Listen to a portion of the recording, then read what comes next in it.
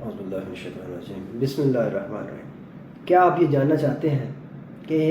ہمارا یہ آنکھوں کا اور جلد کا رنگ پیلا کیوں ہوتا ہے؟ یہ پیلیا، یہ جانڈس، یہ کیا ہے، کہاں سے آتا ہے؟ تو میرے ساتھ رہیے، اس میں بات کر لیتے ہیں یہ کیوں بنتا ہے، کہ یہ نارمل ہے یا اب نارمل ہے۔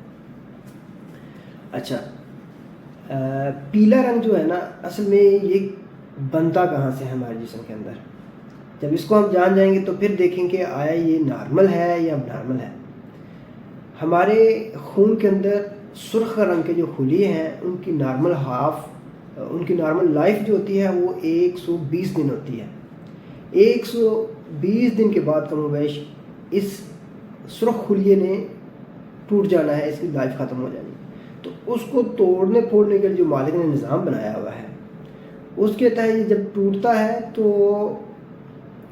اس کے اندر سے یہ پیلا مادہ، جسے ہم بلی روبن کا نام دیتے ہیں، جو مختلف سٹیجز سے گزرتی ہے اور نام تھوڑے بہت اس کے چینج ہوتے ہیں، یہ بلی روبن بنتی ہے۔ اب یہ بلی روبن، اس کے اندر خاصیت ہے یہ خون سے خود پیشاب کے راستے باہر نہیں نکل سکتی، تو اس کو چاہیے، ضرورت ہے، مدد چاہیے جگر کی۔ تو جگر کے اندر یہ خصوصیت ہے کہ وہ خاص انزائم کے ذریعے اس کو اس شکل میں تبدیل کرتا ہے کہ یہ پیلا مادہ بلی روبن پیشاب کے راستے سے نکلنے کے قابل ہو جائے، اور ساتھ ہی ساتھ پھر پخانے کے ذریعے بھی کچھ نکلتی ہے، جس کی وجہ سے پخانے کا پیلا رنگ بنتا ہے۔ اور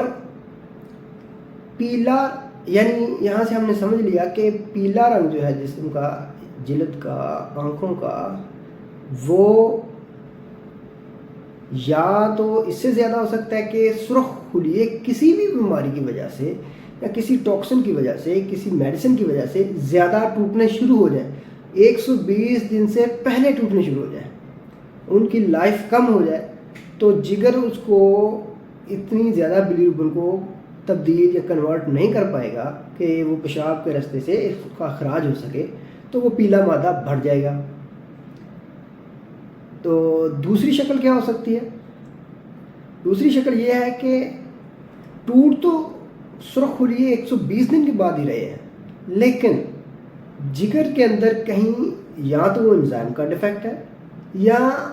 جن خلیوں کے اندر، یعنی کہ ہیپیٹوسائٹ، لیور کے خلیوں کے اندر جو وہ انزائم کے ذریعے ان کو کنورٹ کرنا تھا بلی روبن کو، وہ میکانزم کمزور پڑ گیا ہے، یا جگر کی سوزش ہو گئی ہے، جسے ہم ہیپاٹائٹس کہتے ہیں۔ یا یہ بھی ہو سکتا ہے کہ جس چینل کے تھرو، نالیوں کے تھرو وہ بلی روبن باہر اس کا اخراج ہونا تھا پیشاب کی طرف یا پخانے کی طرف، ان کے اندر رکاوٹ آ جائے، جسے ہم obstructive جوائنٹس کہتے ہیں۔ اور ایک اور وجہ بھی ہو سکتی ہے جو فزیولوجیکل ہوتی ہے، مثلا آپ کو اگر ایک ہوتی ہے جو بلی روبن سے ملتا جلتا اس کا کیمیکل ہوتا ہے، جسے کہتے ہیں کیروٹینیمیا کہتے ہیں۔ اگر بہت زیادہ یوز کی جائے کیرٹس وغیرہ، اس کے ذریعے ہو سکتا ہے، لیکن یہ بہت کم ہے، اس میں الجھنے کی ضرورت نہیں ہے۔ ہاں،